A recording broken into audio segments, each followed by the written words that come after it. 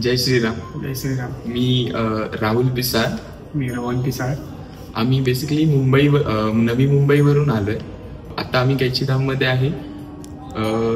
गेले 2 महिने इंस्टाग्रामवर पोस्ट येत होत्या बाबाजींच्या. तर असा आमचा दोघांचा विचार चालू होता की आपल्याला कैचीधामला जायचंय, पण कसं जायचंय, काय करायचं आम्ही प्लॅन आउट करत होतो, पण ते वर्कआउट होत नव्हतं. पण एक दिवशी अचानक रोहनने मला एक व्हिडिओ पाठवला. तो संगीता मॅमचा पॉडकास्ट होता.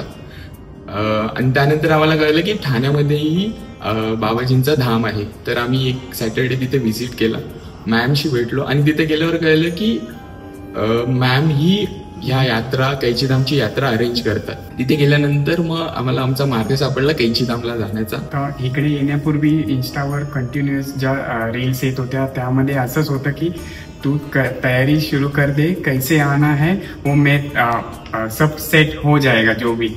तर मग नंतर तिथे गेल्यावर मॅडमशी बोलल्यावर कळालं की त्या दर महिन्याला नेतात म्हणून. आणि मग मी मॅडमला पण सांगितलं की मला हा कंटिन्युअसली अशा मेसेजेस येत आहेत इंस्टाग्रामवर, युट्यूबवर. तर ते बोलले जी काही तयारी आहे ती आम्ही करू, तुम्ही फक्त या असं. मग ती सगळं जुळून एकत्र आलं आणि जो काही एक्सपिरियन्स इकडे जे कालपासून जो आला तो एकदम वेगळाच आहे. जो मतलब वर्ड्समध्ये सांगू शकत नाही असा फिलिंग्स, ज्या व्हायब्रेशन फील होतात इथे, ते एकदमच वेगळ्या लेवलच्या आहेत. अजून एक ऍड करायचं म्हणजे आपली ट्रिप आता जे होती 13ला जो आपण, त्या अगोदर ही वॉर सिच्युएशन चालू झाली होती. त्यामध्ये आमच्या दोघांचं डिस्कशन चालू होतं की आता काय होणार, की आपण भरपूर दिवसानंतर आपलं जायचं आलेलं आहे. पण फक्त असंच बोललो की बाबाजी तुम्ही बघून घ्या, आम्हाला यायचंय.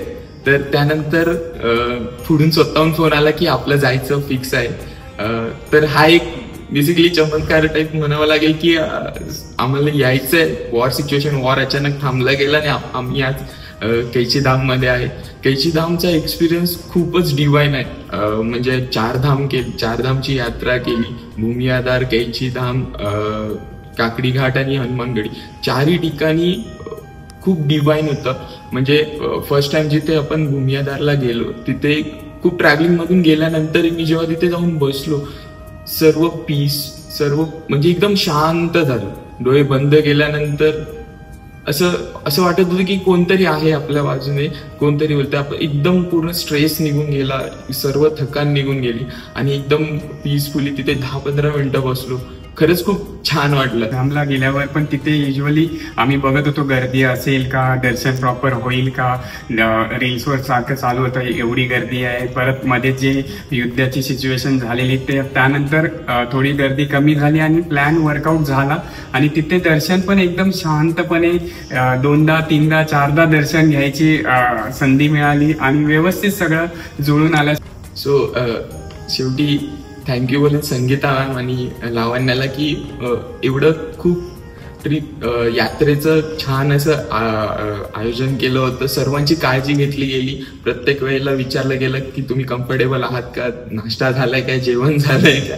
म्हणजे एकदम घरातलं असल्यासारखं आपली काळजी घेतली गेली.